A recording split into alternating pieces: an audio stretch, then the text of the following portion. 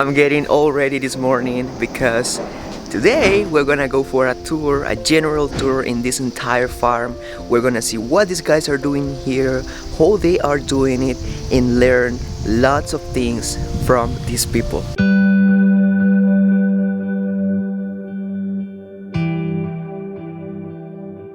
In this place, they have more than 20 cabins. For the visitors that come and want to spend a night or two in this place, they have these options, houses like this one, and lots of other different designs that make this place such a special place. But besides these little cabins that they have that are more for couples that come and want to spend some time here, they also have some other options. They have options like dorms for people who actually come, like travelers as me, backpackers, so they can pay a lower price and still enjoy the beauty of this place. Now, coffee is one of the main sources of income of this entire farm. A lot of the people, or almost all of the people that is working in the entire farm, are depending on this very specific kind of product. Now, something very interesting about this place is how they produce the coffee. They control every single detail from the plant until the final cup that you drink. And this is a very hard process, especially because the coffee from this entire farm is 100% organic coffee. They don't use any kind of fertilizers that come from outside that have chemicals on it or any other alteration. And to solve this problem of chemical contamination, they have created a very unique way that is one of the most fascinating things I have ever seen in my entire life. They create their own compost, and it's compost that is created out of worms. Now, I have heard about this process before. Personally, in Panama, in the farm where I live in, we have tried that process, but it didn't work because we didn't have the knowledge of how to do it. But here in this farm, there are special people who have attended to special schools used to know how to create these products. So they basically take thousands of worms and they put it in the shells of the coffee, the shell that is taken out of the coffee when they're processing it. They keep that shell, they dry it, and once it is dry, they put it in a specific kind of tanks or spaces where they put the worms later over it. So the worms start slowly eating all that shell of the coffee. They start eating and then they start decomposing all this material, and they are leaving the final product that is a fertilizer. But they not only put the coffee shells in there for the worms to create compost, they also put a lot of the organic waste that comes from the entire farm. All that compost that they create, that are tons of compost every single year, they use it for the coffee plantations, they use it for the garden, and they also use it for all the food that they produce in this entire place.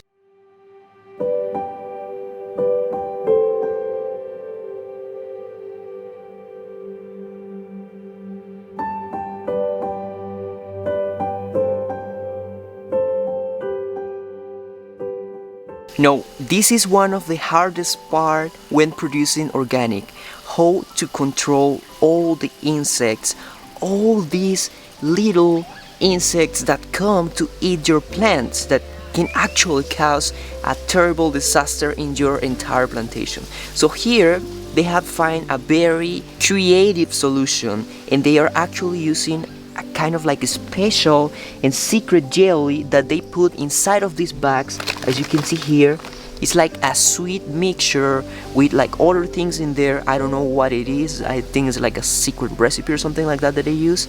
And the insects are actually attracted to all these traps that they put. They get in there and that mixture is sticky. So they get stuck inside there and they don't go to the plants. This is a very creative, actually it's like an easy solution.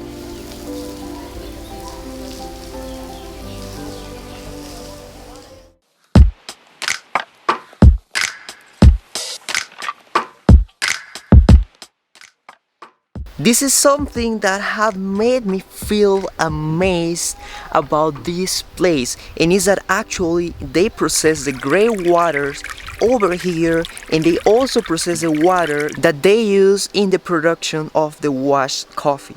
Now, in coffee, one of the main problems is when you do the wash process. The wash process is basically that you take the ripe cherry of the coffee, you take out the shell, and then you are left with this bean on the inside that is kind of like sticky. It's like a mucilage that is covered the bean that you're going to roast later, and you need to get rid of that mucilage. So you use a lot of water in that process, and all that water get contaminated. So here these guys have created a very creative solution for solving this problem, and not only that, but also to process the gray waters. What they use are these rocks that are behind me. These are volcanic rocks. They put all that water in massive tanks like this one. You see it here in the top is small, but this thing is 7 meters deep, maybe a little bit more. And they put all the water in there with these rocks, and then they leave it there for some time, and it's gonna kind of like create a fermentation inside there that is gonna clean the water with the rocks, and it's also gonna leave this kind of like compost that they also use for the plants.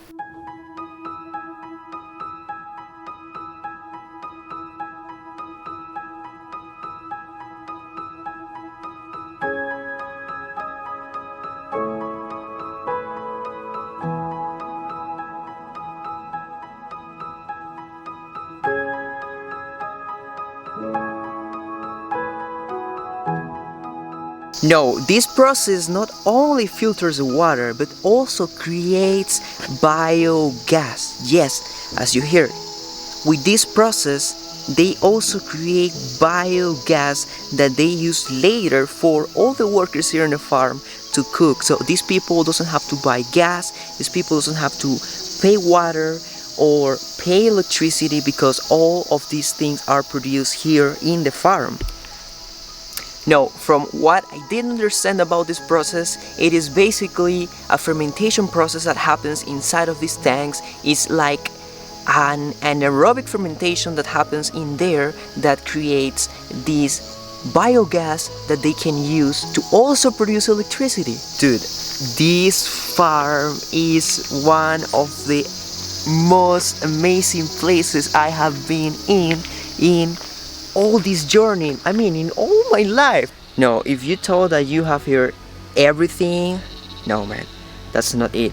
They also make vinegar in this container that is made out of bananas. That's one of the craziest things I have ever heard. They make the white vinegar, and they also make the color vinegar. I think that you call dark vinegar or something like that. But dude, it's made out of bananas, and this vinegar spends here a long time until it gets done.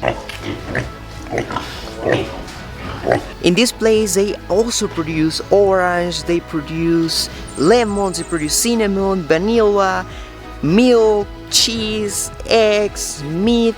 Dude, if I continue mentioning all the things that they produce here, I won't finish today. And all these products that they produce here in this farm actually go to the restaurant of the main place of the entire farm, and actually they also go to all the families that live in this place, so they don't have to worry that much about food.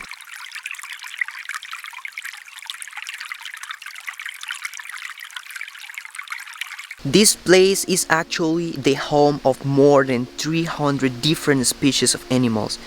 Animals that are actually living in this forest that is right behind me. This is a cloud forest, and this is actually one of the last cloud forests that exist in this country and in the entire world. And the preservation of these entire ecosystems is a challenge for the people that is running this place now, and for the future generations that are coming to take care of this place. In my personal opinion, I have been in a lot of places here in Nicaragua. I have been in Managua, that is the main city. I have been in Matagalpa, that is a city where this place is now.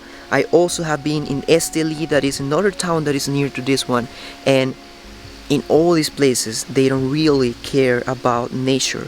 I have seen the rivers that are full of trash, that are full of grey waters, and I have seen the people throwing the trash in the streets. I would like to see this place as one of the lungs of Nicaragua, of the entire country. There are wildcats, there are butterflies, there are hundreds of insects, and there are more than 300 different bird species that are living in this forest that is right behind me, and you can actually see them just fly in front of you. You can hear the monkeys, you can see the insects, the butterflies, the ants, everything. This is a majestic place.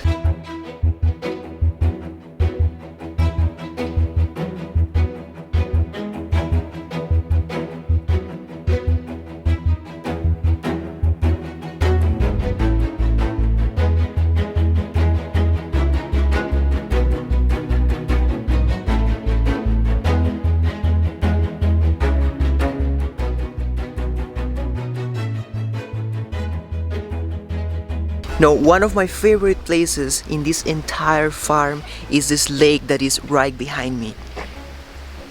This is actually an artificial lake. It started with a little swamp that was here, and then the wife of the owner of the place asked him for a lake. She was kind of like, "Hey man, you see, I like lakes, can I have one?" And he said, "Okay, let's have a lake." And there it is, a lake. And actually there is seaweed in this lake. It's something that just grows natural in here.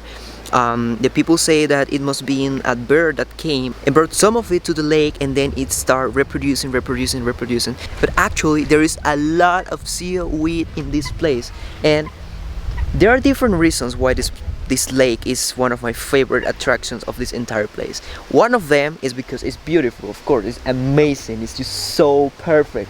And the other reason is because this lake is actually producing the 50% of the electricity that these people use in this entire farm. In this place they have a school, they have houses for all the workers, for the ones that come to work just for a season, for the permanent workers who have been living and working in this farm their entire lives. They have hospitals, they have cafeterias, and they have a lot of coffee. For all the work that these people do over here, they have got a lot of organic certifications as producers. They have certifications for production of greens, for production of coffee, for production of meat, a lot of different certifications. They also are certified by the Rainforest Alliance. I think that's the name of this organization that kind of like preserves all the forests, the rainforest in the entire region or entire planet. I'm not really sure about it, but yes, they got a lot of certifications. And actually the coffee from this place can be found in Whole Foods, or whole paycheck as a lot of people call it. But yes, this place is amazing. The coffee, I have tried the coffee several times now, and it's getting better and better. In Panama, I used to be a barista. I also used to be a coffee taster, not like official, but like an amateur. I did try hundreds of different samples of coffee, and this one from here is actually very good for being an organic coffee. Usually in the organic coffees it's very hard to control all the variations in the production, but over here these guys are crushing it. And to control all the coffee flakes, they have created another special and secret mixture that I'm gonna ask if they can share it with me, because back in Panama we have a lot of problems with these flakes in the coffee. So what they basically do is that they take a bottle and they put this mixture in the inside, and I have no idea how it works, but it actually helps to control the fungi in the coffee plant too, because that's another of the big issues in the coffee, the fungi. It can kill an entire plantation because it spreads so fast. But with this thing, they control it. I'm so excited to share this little part with you guys. They also create methane gas with cow's poop. In Panama, in the farm where I live in, we also have a little system that creates methane gas with cow's poop water, and some compost, some like organic waste, some like scraps from the kitchen that we put in there, and it creates methane gas with the help of the sunlight. But over here they have a massive tank where they put the cow's poop. They also put some scrap that they bring from the greenhouses, like the leaves of the plants, that they also use to feed the pigs that they have in here, to feed the animals like cows, and they also use it to create methane gas. This is insane. These guys are on everything. Good boy.